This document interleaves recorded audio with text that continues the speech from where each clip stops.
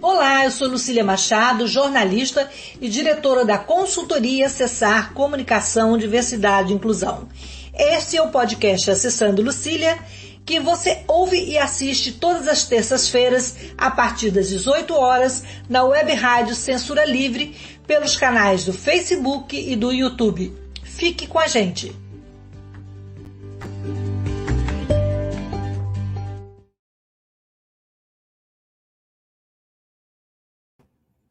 Olá, boa noite! Hoje nosso podcast recebe a jornalista Rebeca Lettieri.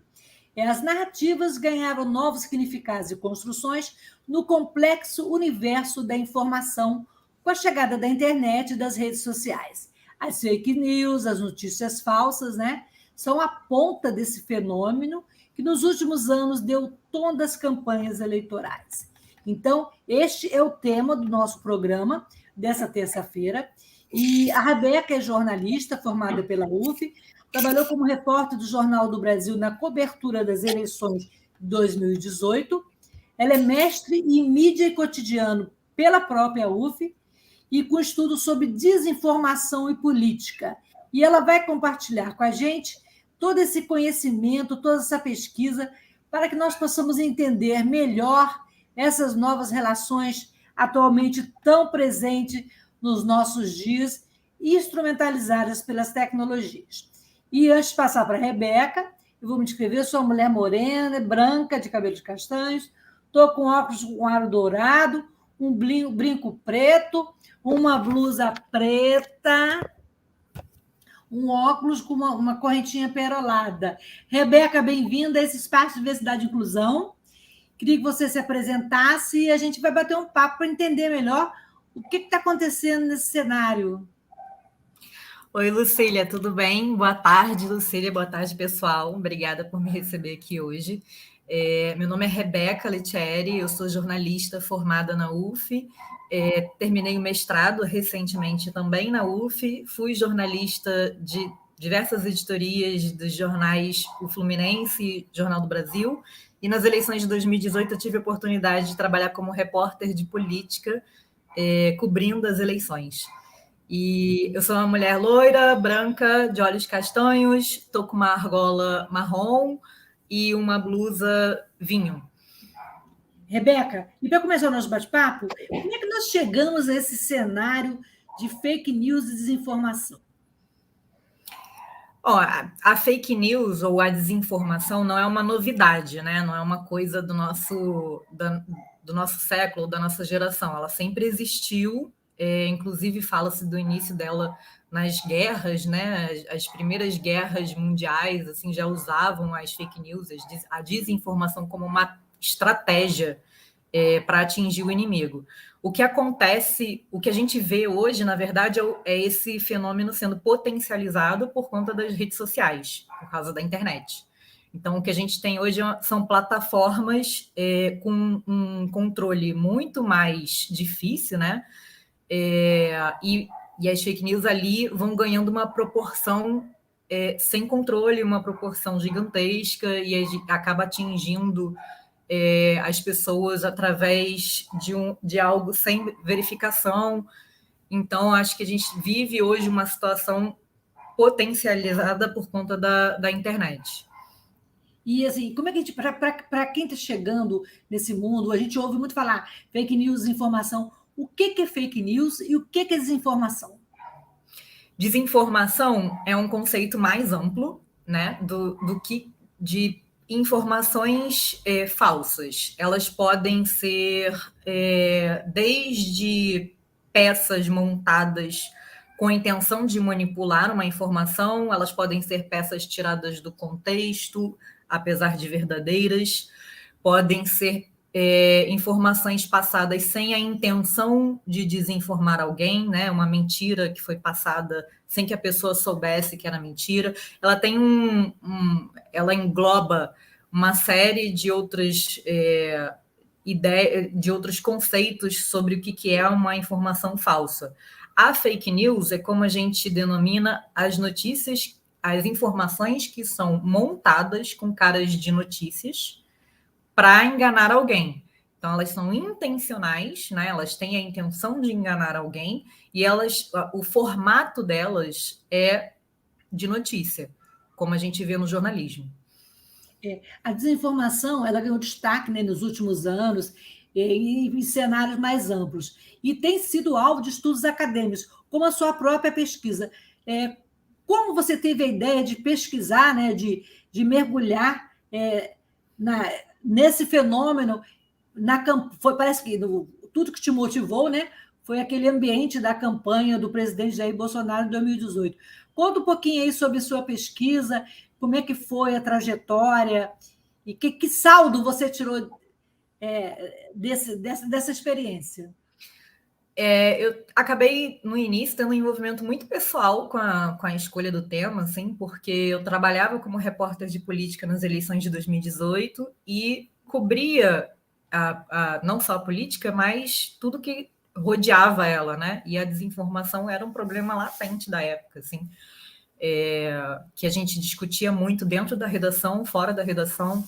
Enquanto jornalista, eu não conseguia desmentir pessoas próximas a mim que me traziam notícias falsas que recebiam através do WhatsApp, e eu ficava assim, gente, como não é verdade, né? Eu, como jornalista, posso te dizer que não é verdade. Mesmo assim, eu tinha dificuldade de desmentir isso.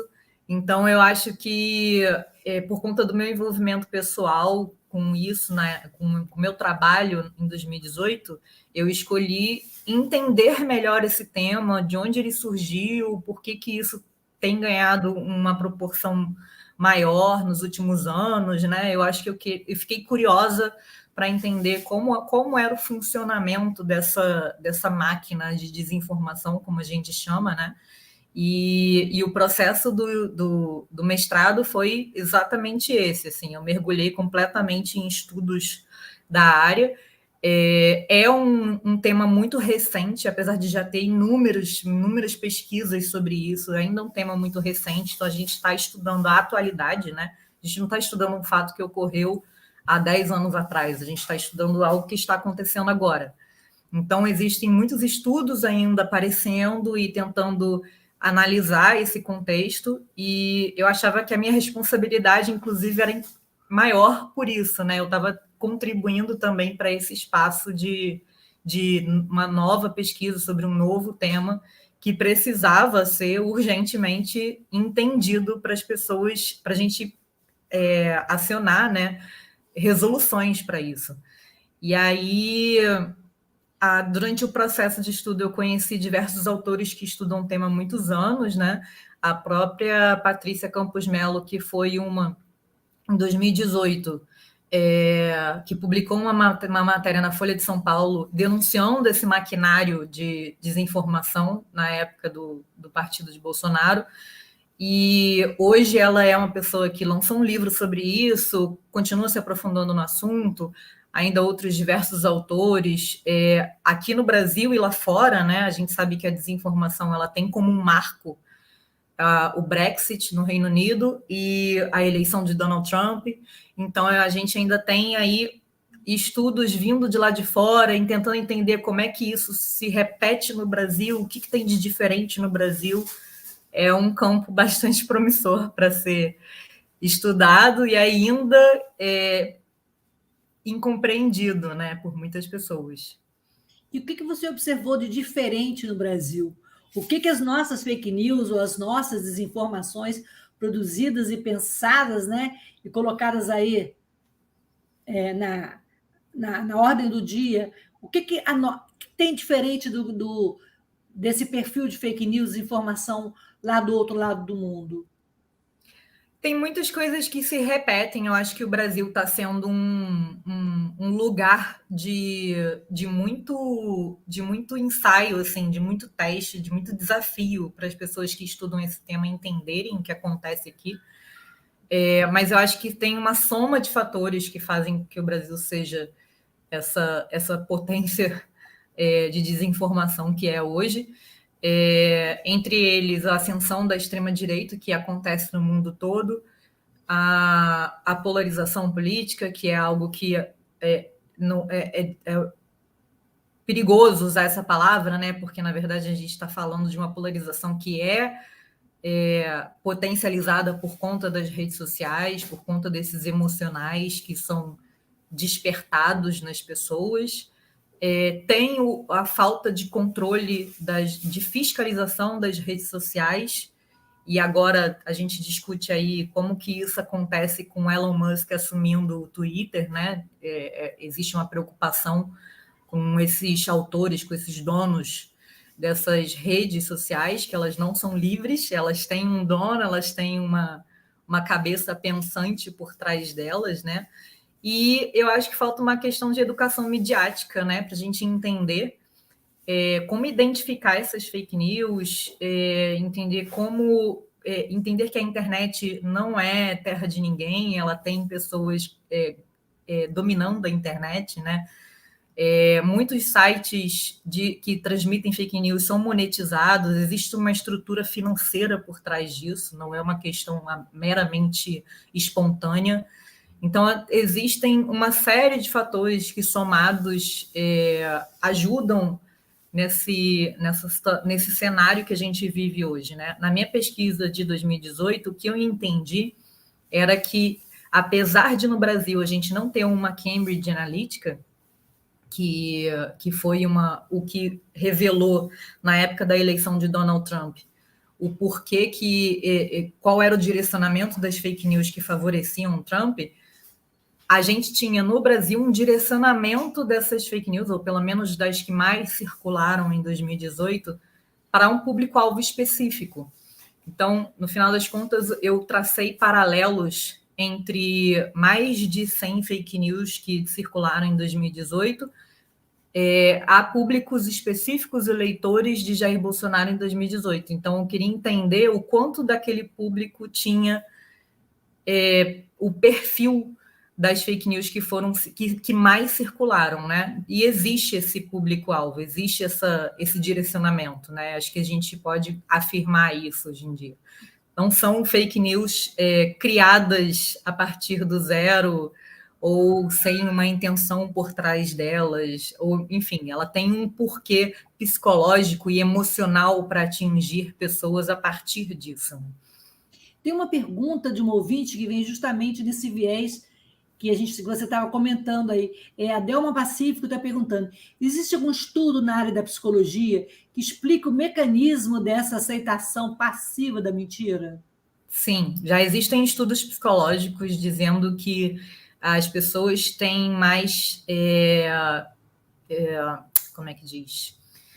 Tendem a acreditar mais naquilo que elas já têm como crença pré-estabelecida.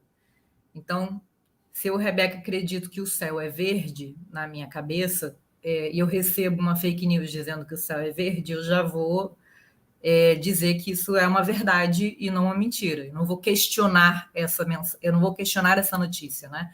Porque ela já é de acordo, ela é coerente com o que eu já acredito. Existe uma crença das pessoas que é explorada, e muitas vezes essas crenças são emocionais, são conservadoras, e é através delas que a gente pega muitas notícias falsas, né, fabricadas com esse viés emocional, com esse viés conservador. E até que ponto a desinformação pode fragilizar a estabilidade da sociedade democrática? Bom, eu acho que o ponto principal da gente combater as fake news é a defesa da democracia, né? Se a gente não tem informação correta sobre as nossas escolhas, a gente não pode entender que vive numa democracia. Então, como é que eu vou decidir pela escolha de um presidente da República, que é um cargo mais alto da sociedade democrática, se todas as informações que eu recebo dele são falsas? Eu não posso basear a minha escolha a partir de uma mentira. Isso coloca em risco a sociedade democrática. Tem sido assim no mundo todo e não é diferente no Brasil. E a gente viu que o poder das redes sociais passou simplesmente de um grupo, o grupo da família, aquela famosa tia, né, do grupo da família, que reproduz sem ler, sem ver o título, sem confirmar nada, né? Como e por que, né, as redes sociais O Twitter, o WhatsApp, o Facebook se tornaram exemplos de propaganda de fake news. Propagadores de fake news, né? Eu acho que o primeiro ponto é a falta de fiscalização e controle, né? A gente ainda está discutindo regulação de mídia, principalmente de internet, né? No Brasil existe o marco legal da internet, que já é um avanço comparado a outros países que não possuem isso. E o WhatsApp e o Telegram, que são dois aplicativos de mensagens, têm uma dificuldade ainda maior, porque são aplicativos criptografados, ou seja, eles não podem ser fiscalizados, né? Então, é ainda mais difícil você ter um controle sobre o que é disseminado nesses aplicativos, e o máximo que pode ser feito para combater isso nesses aplicativos acionar as agências de fact-checking, né? Que hoje existem várias, que você pode enviar uma mensagem para o próprio WhatsApp da agência perguntando, olha, isso aqui é verdadeiro ou falso? Vai ter uma equipe de especialistas que vai checar essa informação para você. Então, na dúvida, recebeu a mensagem no WhatsApp, na dúvida, não sabe onde checar, você pode mandar para uma equipe especializada nisso para ter essa certeza. Hoje a gente tem esse recurso que é pouco sabido, né, pelas pessoas. As pessoas não sabem que esse recurso existe. É algo que a gente, novamente, tem que trabalhar na sociedade. No Twitter, no Facebook e, enfim, redes sociais que não têm esse sistema de criptografia, é um pouco mais fácil de você derrubar uma conta ou tirar do ar uma informação falsa, né? Hoje em dia a gente tem várias pessoas que propagavam mentira em 2018 que foram tiradas do Twitter, foram denunciadas, passam por processos judiciais. Então, hoje a gente tem um combate mais forte, mas, ao mesmo tempo, essa estrutura, esse maquinário de desinformação financeiro, estrutural, e, enfim, ele também está mais complexo. Então, é um desafio aí de longo prazo que a gente ainda vai ter que enfrentar nos próximos anos.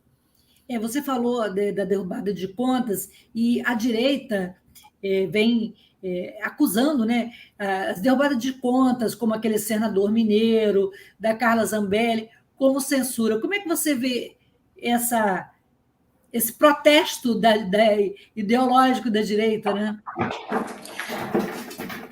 O gato está fazendo a festa. O gato está fazendo a festa. Bom, eu acho que a gente não pode entender como censura a fiscalização da mentira, né? O que é mentira não pode ser veiculado como uma informação verídica. Então, não é censura quando a gente está, na verdade, criminalizando algo que é uma prática que põe em risco a democracia. Então, são duas coisas incoerentes, né, nesse discurso, até porque se acontece do outro lado, eles questionam a gente, né? Se existe uma mentira que circula a favor do Lula, eles vão dizer que a gente está mentindo também, eles vão apontar o dedo também. Então, isso não é uma guerra de ideologia, é uma guerra como diz, é uma guerra de ilegalidades, é uma guerra de justiça social. Eu acho que é uma questão da gente entender que existe um crime em você desinformar uma pessoa ou comprar voto a partir de uma mentira, e isso precisa ser punido, precisa ser fiscalizado. Em comparação com o uso das fake news nas eleições de 4 anos atrás, com as de 2022, como é que você faria essa comparação? Com 2018 com 2022? Isso. O que aconteceu de lá para cá foi uma complexidade maior desse maquinário de fake news. Então, em 2018, a gente tinha quase que um período teste, né, de ver como é que isso ia render. E agora, em 2022, isso está muito mais estruturado, isso está muito mais monetizado, né? A gente teve várias denúncias aí no TSE durante o período eleitoral de diversos sites que propagavam as notícias falsas da campanha sendo... E aí existe um problema também da campanha perder um tempo em tentar desmentir isso, né? E perder tempo de proposta de governo. Então, eu acho que existiu aí em 2022 uma estrutura muito mais elaborada e monetizada para propagarem as fake news. É sabido, inclusive, a partir de uma notícia que eu vi não tem muito tempo, que o Google, o próprio Google, monetiza 80% dos sites que disseminaram fake news nessas eleições de 2022. Quer dizer, como é que a gente vai discutir regulação de mídia, fiscalização ou punição das pessoas que fazem essa propagação se a gente ainda está falando sobre uma das maiores mídias hoje em dia, que é o Google, monetizando esses sites, né? Patrocinando esse tipo de atitude. Então, a gente ainda tem uma discussão um pouco mais profunda para ter e entender que isso é muito, novamente, né, muito mais do que uma mentirinha espontânea que circula ali de tia para neto e avô e avó. O combate às fake news, né, e a desinformação, ela já vem sendo tratada pelo Senado, já passaram pela casa várias propostas, né, para alterar a legislação, para tornar crime a distribuição e a criação das notícias na internet e nas redes sociais. Como é que você está vendo caminhar a evolução ou o aprofundamento dessa questão dentro dessas casas, do Senado, da Câmara? Talento. Eu acho que a gente ainda tem que comer muito arroz e feijão para entender como é que funciona tudo isso, né? Eu acho chocante ainda a gente ter hoje, depois das eleições, né, depois do resultado eleitoral, as barreiras que a gente está vendo nas estradas, vídeos circulando com informações falsas passadas entre eles e comemorações, né?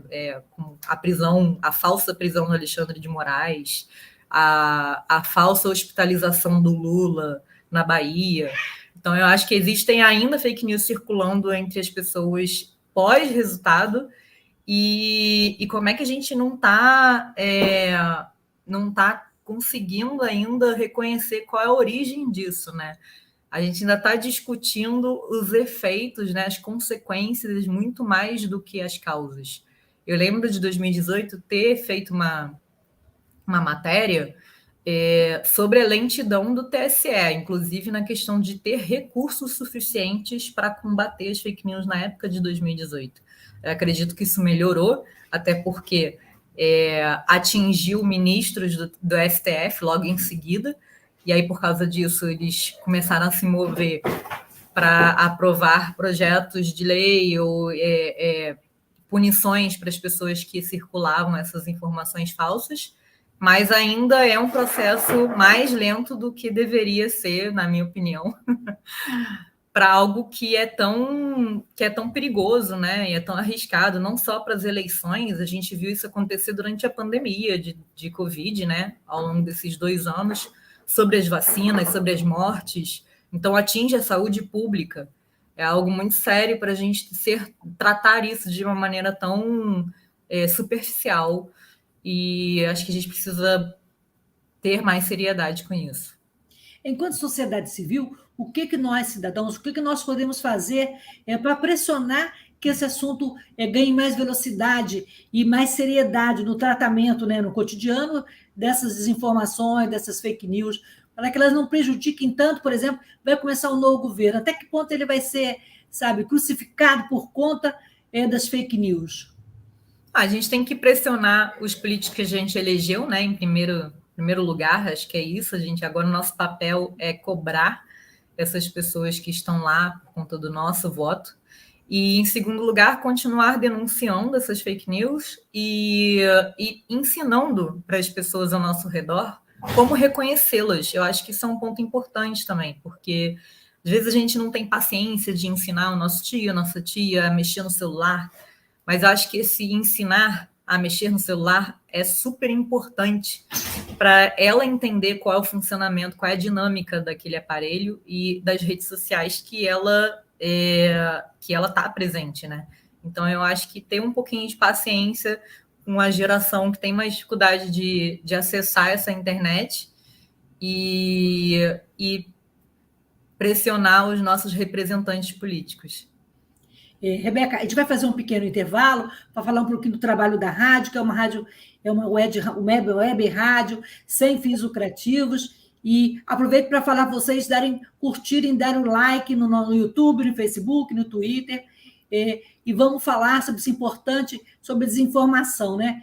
E está falando o Albir César Filho, que ao apertar o botão, você vai educar o algoritmo da plataforma e sugerir esse vídeo muito mais. Então, a gente volta já. Estou conversando com a Rebeca Letieri, jornalista, sobre desinformação e fake news. Rapidinho a gente volta.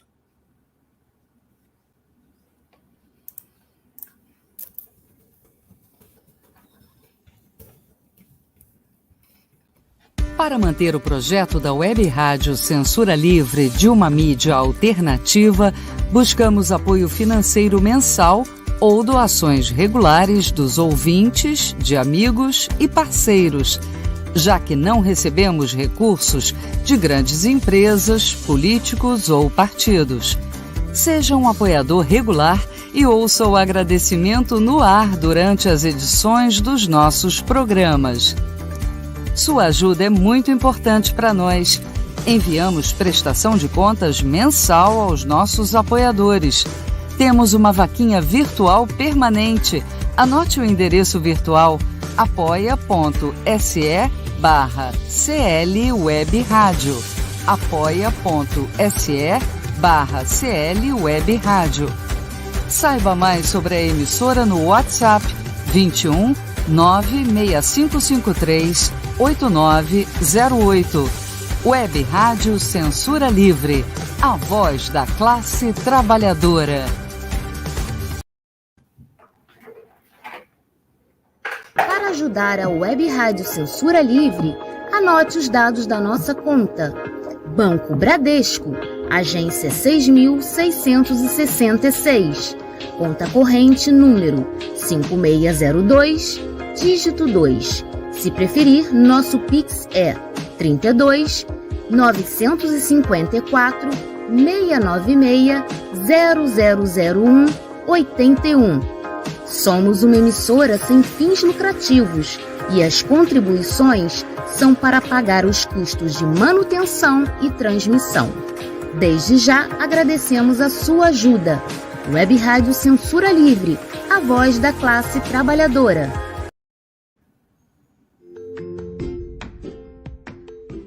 Olá, eu sou Lucília Machado, jornalista e diretora da consultoria Acessar Comunicação, Diversidade e Inclusão. Este é o podcast Acessando Lucília, que você ouve e assiste todas as terças-feiras a partir das 18 horas na Web Rádio Censura Livre pelos canais do Facebook e do YouTube. Fique com a gente!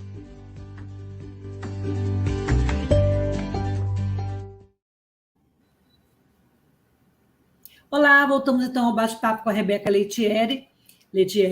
Rebeca, e quem quiser participar, fazendo pergunta ou comentando, o espaço está aberto, pode fazer aqui ou no WhatsApp e nas nossas redes.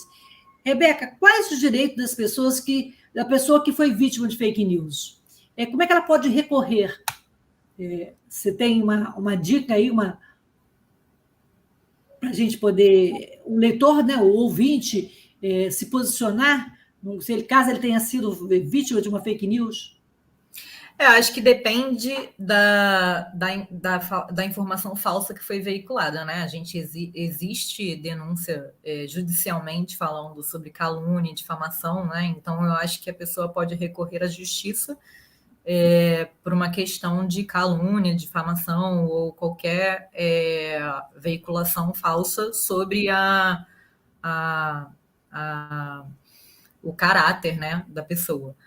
Ou, num caso de campanha eleitoral, o partido pode recorrer também à justiça, como aconteceu agora em 2022, no caso das campanhas terem recorrido à justiça para direito de resposta. Então, existem tantos direitos de resposta e retratação, como as denúncias judiciais, né, com relação às notícias falsas. Nós temos uma pergunta aí de um ouvinte que acabou de fazer, a Antônio colocou na tela aí, o Almir César Filho pergunta: qual a diferença entre fake news e pós-verdade? Pós-verdade seria um tempo, né? A gente vive a era da pós-verdade, o que, na verdade, significa que a gente vive um momento no mundo em que a gente acredita mais em questões envolvendo as nossas crenças do que nos fatos. A gente tem mais propensão em dar valor para aquilo que nós acreditamos enquanto valores morais, emocionais, etc., do que para fatos históricos, argumentativos, fatos jornalísticos, né? A gente questiona a credibilidade da imprensa. Então, a gente vive esse momento no mundo de pós-verdade, né? Aquilo que a gente acredita como verdade, nem sempre é. E voltando lá na sua pesquisa de mestrado, como é que foi o acesso aos documentos, às informações? E a universidade, você acha que ela está antenada com esse discurso? Super, eu acho que a universidade hoje talvez o espaço que mais discute esse assunto, que mais debate esse assunto, né? Principalmente na minha área de comunicação, eu acho que é algo que a gente precisa urgentemente debater. É algo que o jornalista sente na pele, porque ele, enquanto pessoa que presta esse serviço, né, de passar informação, de ser um comunicador, ele é invalidado na profissão dele por conta de uma fake news. Então, eu acho que na comunicação isso é muito debatido. O que a gente precisa fazer, na verdade, é expandir isso para outros horizontes e atingir outras pessoas, né? Então, na universidade é um ambiente que isso está muito em caráter de urgência, mas o acesso ao estudo, de forma geral, foi muito tranquilo. O que foi desafiador, no meu caso, foi realmente fazendo um estudo que é algo sobre o que a gente vive, sobre a atualidade. Então, a gente não tem tanto texto teórico, né, fazendo análises sobre as fake news que circulam na internet de 20 anos atrás, porque isso não era algo urgente 20 anos atrás, isso é urgente agora. Então, acho que o desafio maior da pesquisa nesse campo é trazer algo inovador e fazer isso de uma forma cientificamente comprovada, né? E o que tem sido feito, o que mais tem sido feito, por exemplo, lá fora, para combater esse fenômeno da desinformação, da fake news, que a gente pode espelhar, ou então, eu sei que as experiências são diferentes, né? Mas assim, a gente tem visto coisas muito comuns, que é a extrema-direita, né? E a monetização desses processos. E o que tem sido feito lá que pode espelhar um trabalho mais sério e mais comprometido aqui no Brasil? Eu acho que existem diversos projetos acontecendo ao mesmo tempo no mundo todo, como combate a fake news, inclusive tem esse caráter ainda de teste, né, para ver o que funciona, o que não funciona.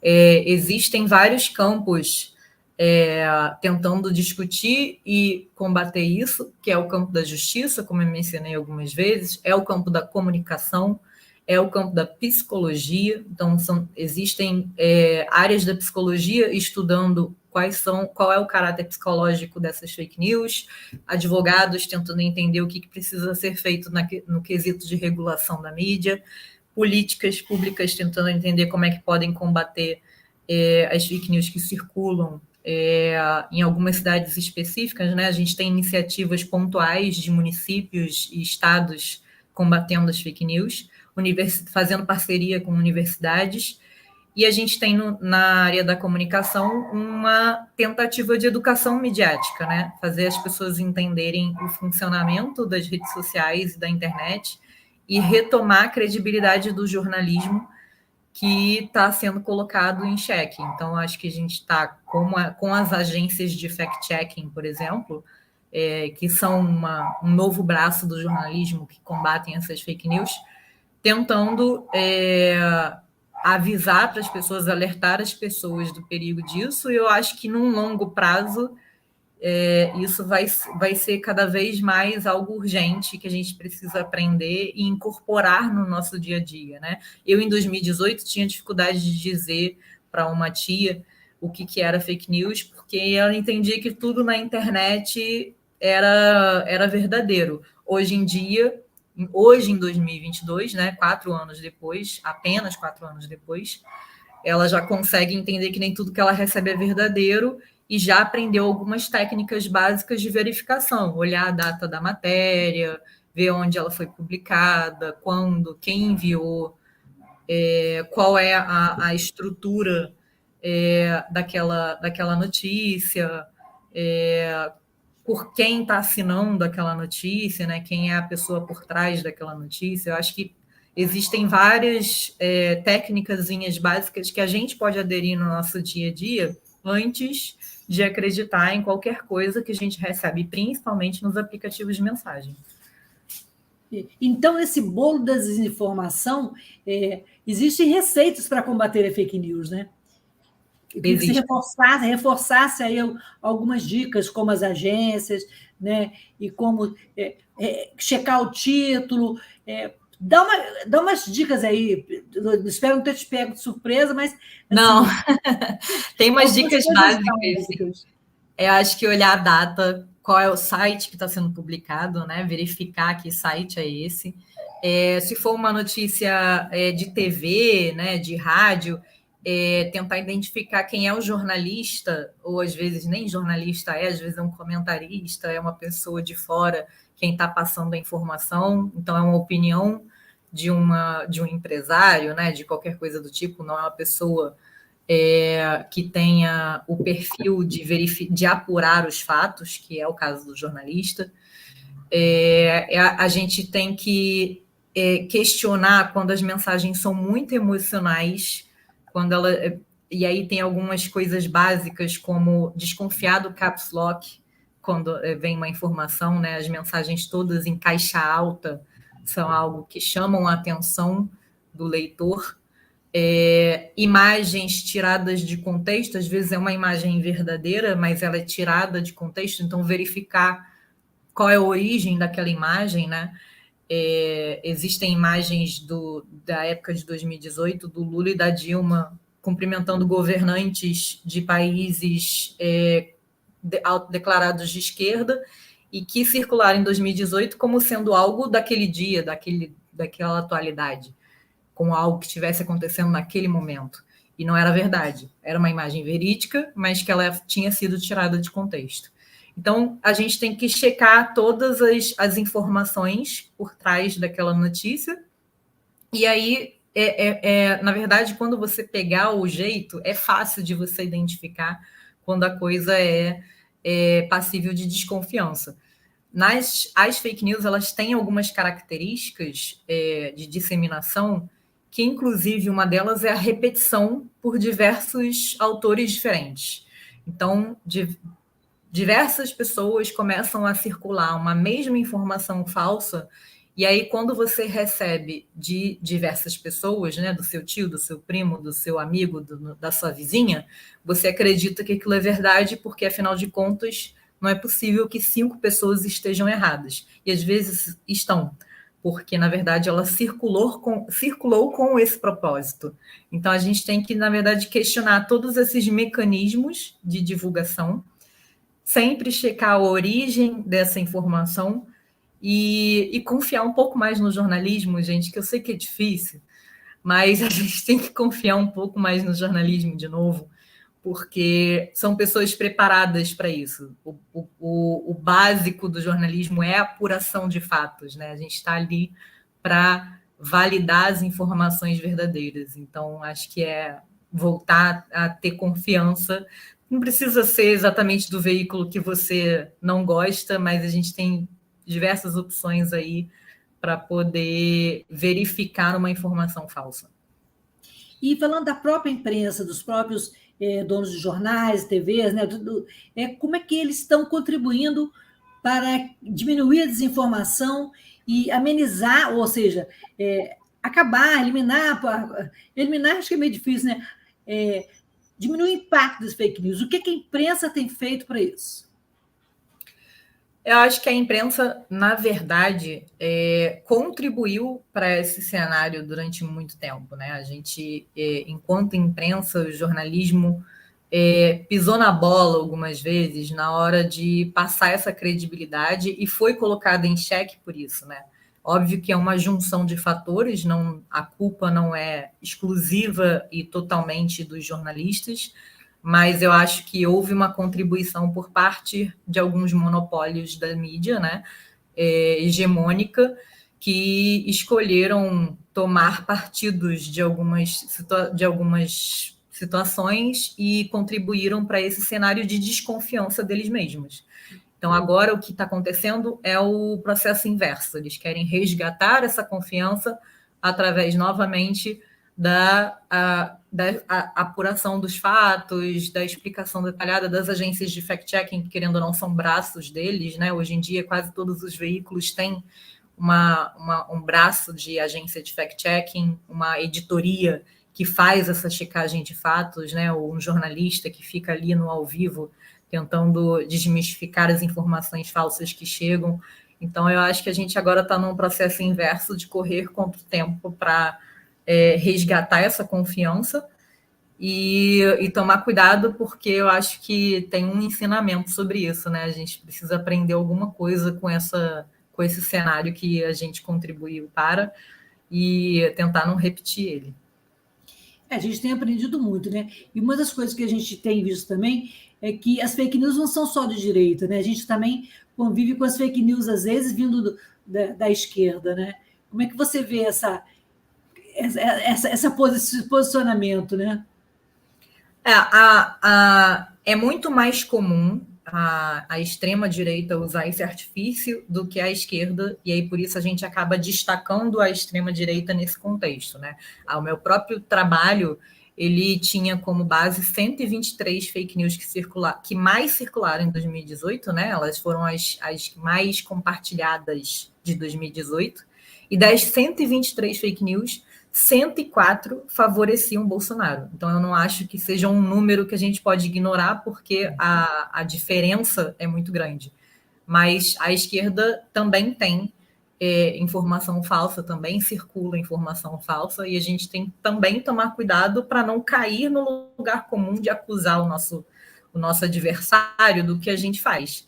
Então, eu acho que a gente perde também a credibilidade quando a gente tenta ter um diálogo de igual para igual, de argumentos válidos, quando a gente está, na verdade, propagando fake news também. Então, tem que tomar cuidado um pouco para não perder credibilidade na hora da discussão, porque, no final das contas, a gente está tentando não discutir e sim dialogar, né? Acho que a gente precisa muito mais unir do que separar, e precisamos tomar cuidado com esses buracos, assim, para não dar um tiro no próprio pé.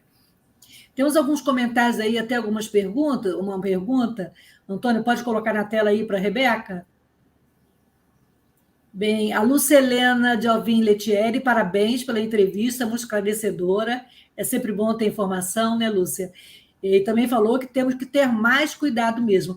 Todo cuidado é pouco, né, na hora de disseminar informação. E o Joselito Arcanjo Nascimento diz que é uma questão de ética profissional. E tem mais uma, o Almir César Filho. O ceticismo da população contra a imprensa convencional empresarial, em absoluto, não é ruim. Quer comentar? Posso comentar. Almir, eu te entendo a desconfiança com a imprensa tradicional e hegemônica. Eu era a pessoa que até ontem era a que mais criticava a imprensa hegemônica tradicional, mas justamente por isso a gente está vivendo um momento hoje, um contexto político hoje, né? Que a gente precisa resgatar algumas verdades e alguns valores. Então, como diz uma professora minha que eu gosto muito, eu nunca imaginei que eu estaria novamente na sala de jornalismo defendendo o jornalismo, porque ela só criticava. E a gente está novamente fazendo esse papel de defender o jornalismo, porque, no final das contas, a gente entende que informação é poder, e informação é democracia. Então, eu acho que a gente está, na verdade, defendendo a volta, né, da verdade, né, na nossa sociedade, que está sendo completamente ignorada por alguns grupos de poder. E o Joselito também está perguntando: vender notícias falsas tem valor? valor no questão monetário, financeiro, sim. Justamente por isso é algo que a gente tem que combater. O combate às fake news é algo muito mais estrutural, né? Não é apenas o campo da comunicação quem tem que fazer uma educação midiática, é mais profundo do que isso. A gente tem que regular realmente essa mídia e entender por que está havendo isso, de onde está saindo esse dinheiro, né? Para quê, a quem favorece. Então, eu acho que existe uma monetização das fake news que favorecem grupos específicos no poder, inclusive é uma discussão dentro da igreja, né? Como é que isso tem circulado nos âmbitos religiosos, e eu acho que é algo que a gente vai ter que discutir ainda por muito tempo, não só no Brasil, como no mundo todo, porque, mais uma vez, a internet não é terra de ninguém, ela tem dono, e as redes sociais têm dono.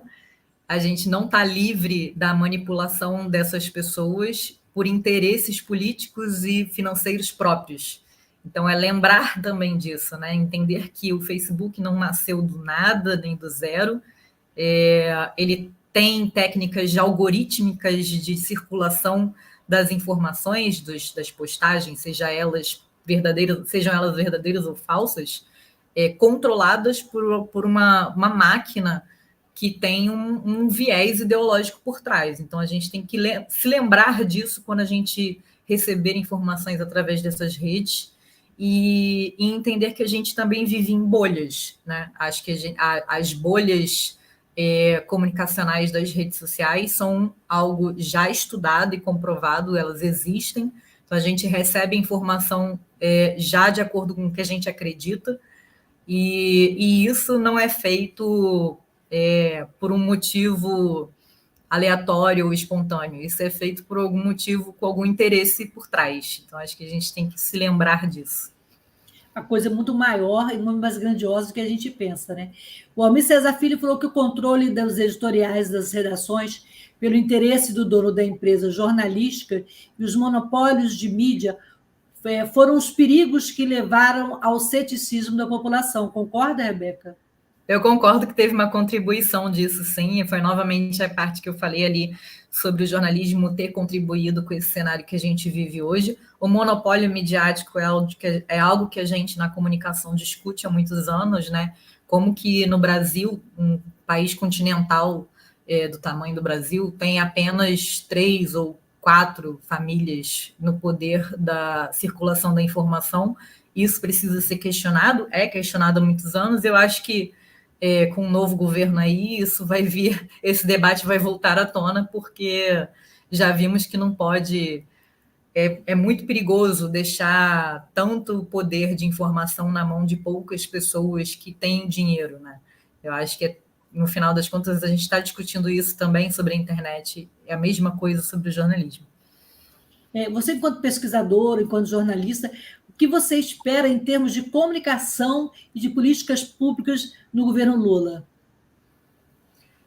Eu espero que a regulação da mídia seja algo pautado, de fato, como ele já prometeu em diversas vezes durante a campanha. Lembrando que regulação da mídia não é censura, a gente não está censurando a mentira não pode ser circulada, a gente tem que entender que o jornalismo cumpre um papel social, ele está comunicando as pessoas para tomarem decisões importantes sobre a sociedade, então ele tem uma responsabilidade muito grande, não pode ser algo feito sem um controle, e eu espero que esse debate seja realmente pautado durante o governo do Lula, que já tinha sido mencionado anteriormente, mas não foi para frente. O Almir também faz um outro comentário aqui, que o ceticismo é resultado também das febres objetivas da realidade, dos fatores objetivos da realidade. Uma época histórica de decomposição rápida das certezas de que pessoas estavam habituadas e de muita complexidade, né, Rebeca? É a era da pós-verdade que a gente mencionou anteriormente, né? Hoje em dia a gente questiona muitas verdades, mas eu acho que tem um limite para isso, né? A gente pode questionar algumas verdades, mas tem que tomar cuidado para não questionar algumas, ou melhor, a gente pode questionar alguns argumentos, mas tem que tomar cuidado para não questionar algumas verdades, né? As pessoas que passam fome, elas não estão mentindo porque passam fome, elas estão passando fome. A vacina, ela funciona porque ela foi testada por inúmeros cientistas que estudaram isso durante anos, ou séculos, né? Se a gente for pensar no quanto a medicina avançou de anos para cá. Então, a gente não pode chegar hoje e dizer com a nossa verdade de fundo de quintal que o médico que está ali estudando vacina está errado. Então, a gente tem que questionar algumas autoridades, sim, mas tomar cuidado para não questionar algumas verdades que são fatos, né? Que a gente precisa delas para viver. Então, existe o senso comum e existe aquilo que é inevitável, né? Eu lembro na época que eu estava fazendo a pesquisa, um exemplo bobo a gente talvez não entenda qual é o processo químico que faz a água ferver, mas se você botar o dedo na água, talvez você vai ter certeza que ela está fervendo. Então, acho que não tem como você questionar que a água está fervendo, mas entender qual é o processo químico que faz ela ferver. Então, acho que existem diversas fórmulas de fazer isso e, enfim, é algo para a gente discutir e debater de novo. O Joselito tem uma provocação ali. A banda podre do jornalismo é a banda boa do jornalismo? O que seria a banda podre do jornalismo? Não sei se eu entendi a pergunta. Joselito, se quiser explicar melhor aí, será que ele está se referindo ao... Enquanto ele não responde, vamos ver o Almir César que está falando aqui. A forma de acabar com os oligopólios mediáticos é não apenas a limitação jurídica das empresas, mas que a classe trabalhadora constitua instituições de comunicação. Pode ser uma saída? A comunicação contra-hegemônica sempre existiu, né? Não é uma novidade também do nosso século, da nossa geração.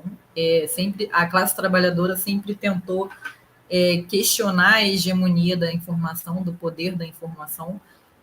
Nós temos hoje jornais de financiamento público, coletivo, né? Para tentar trazer um outro olhar sobre os fatos, mas, novamente, eu acho que a gente pode buscar informações em diversos lugares diferentes, na mídia hegemônica, na mídia contra-hegemônica, mas o fato é um fato, e existem coisas que não devem ser questionadas, né? Se uma pessoa foi morta a tiros por causa de um assalto, ela foi morta a tiros por causa de um assalto. Como aquilo se deu, qual é o contexto, o que a gente precisa analisar por trás daquilo, são coisas que a gente vai debater de acordo com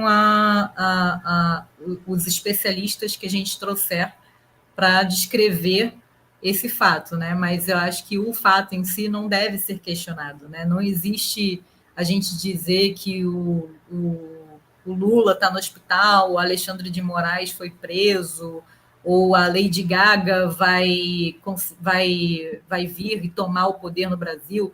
Enfim, tem algumas fake news rodando agora e durante as eleições muito infundadas, né? E para a gente que está aqui discutindo isso, fica fácil de perceber que isso é mentira. Mas por que tem gente que acredita? Né? Acho que a gente tem que questionar o porquê disso. Existe uma vontade de acreditar na mentira, né? Isso é cara de pau mesmo, é deslavado, ou existem pessoas que estão sendo manipuladas. Então, acho que a gente está ali nessa busca por entender essa circulação, de que forma ela atinge as pessoas. Às vezes a impressão que é um delírio coletivo, mas não é um delírio coletivo, é uma manipulação, né? Existe todo um outro lado por trás, né, Rebeca? Rebeca, e o que foi mais gostoso na sua trajetória? Ser jornalista ou atuar como pesquisadora? Ah, é difícil essa pergunta. Foram dois prazeres diferentes, assim, complementares, na verdade, porque na pesquisa eu estava falando sobre a minha atuação, estava usando ali do momento que eu atuei como jornalista. Então, foram duas coisas que eu tive um prazer imenso de fazer como profissional, como alguém que estava se sentindo responsável mesmo, contribuindo para a ciência, né, do nosso país. Então, acho que difícil, não tem uma resposta assim para te dar. Existe na redação como jornalista a adrenalina, né, de você estar ali vivendo uma coisa muito do momento, instantânea, espontânea. E na pesquisa existe uma coisa mais de longo prazo, entender o funcionamento das coisas, pesquisar, ler, sentar, parar, analisar. E um trabalho que às vezes é necessário no jornalismo diário, né? E a gente não consegue por conta da velocidade das coisas. Então, eu acho que são duas coisas, inclusive, complementares, que me deram muito prazer de ter feito. E, enfim, sou feliz por ser uma pessoa que gostou muito do que faz, do que fez. E acho que é um privilégio. E eu senti que você foi mordida pelo bichinho da pesquisa e não vai parar por aqui. Planos para um doutorado? Quais são os seus próximos voos, Rebeca? Planos para o doutorado, não de imediato, mas sim, eles existem. Eu acho que a academia é um lugar riquíssimo de conhecimento e por ter privilégio de estar lá dentro, de ter tido a oportunidade de estar lá dentro, eu sinto que eu sou grata a tudo que a universidade me deu de conhecimento, de construção como pessoa, de caráter. Então, eu sinto que eu devo isso de volta à universidade, a minha forma de contribuir é estando ali dentro, fazendo pesquisa e participando de alguma forma, ainda que minúscula, dos processos democráticos que a gente tenta aí constantemente lutar por. E o nosso programa está chegando no finalzinho e eu queria agradecer demais a Rebeca, tem a Mirella parabenizando você também, e eu tenho orgulho de dizer que eu trabalhei com a Rebeca, Luiz Guache também, excelente debate de entrevista e entrevistado, orgulho de conhecer a Rebeca menina, conheci a Rebeca rebelde, conheci a Rebeca que foi à luta, foi fazer intercâmbio, conheci a Rebeca que cresceu, que foi para a rua e que está trazendo aqui o resultado desse trabalho. E isso é amadurecimento, né, Rebeca? Isso dá um empoderamento e também dá certeza de que a universidade pública mexe com a nossa cabeça e que é isso que a gente está fazendo aqui. Informação, passando a verdade, né? Deixar esse universo mais transparente, né, Rebeca? Queria agradecer muito e dizer que eu sou sua fã de carteirinha e espero acompanhar esse desenrolar, os próximos capítulos, e deixo aí com você o recado final. Fake news, como combater e como levar adiante sempre a nossa verdade, né? E combater as mentiras. É isso aí. Valeu, Rebeca. Beijo grande, obrigada. Muito obrigada. Obrigada, Lucília. Obrigada, gente. Aqui, espaço sempre aberto para debater assuntos tão importantes como fake news, a desinformação. Boa noite a todos e até a próxima. Boa noite, obrigada.